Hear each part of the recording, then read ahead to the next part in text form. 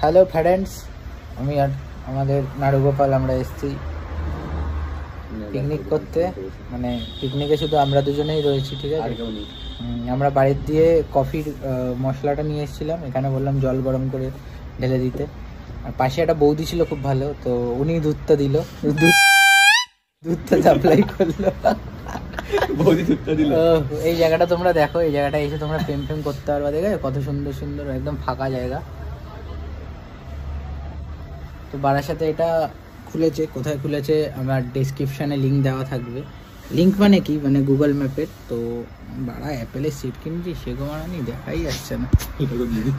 আরে দাঁড়া, খুঁজতে হবে বাড়া, এক সেকেন্ড গাইস। ঘষে নিয়েছি, দেখছো আমাকে ফর্সা লাগছে, যদিও আমার দাঁতগুলোই ফর্সা লাগছে। তো আমরা লোটে মাছ অর্ডার দিয়েছি, লোটে মাছ 20 টাকা করে পকোড়া, লোটের পকোড়া। একদিন খাওয়া 10 দিন অবধি হাঁকা হবে, তো ভালো। আর কি বলো, ভালো এমনি জায়গাটা ভালো। এই যে ইন্টারফেসটা সামনে,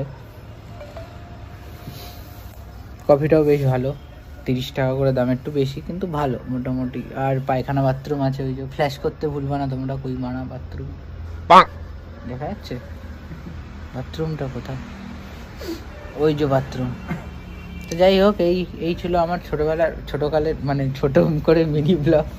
লাইক করবা তোমরা, সাবস্ক্রাইব করবা, আর আমাদের নাড়ুগোপালকে অসংখ্য ভালোবাসা দেবা। এখনো সিঙ্গেল শিপে ভুগছে, তো ওর জন্য একটা মেয়ে খুঁজে দাও।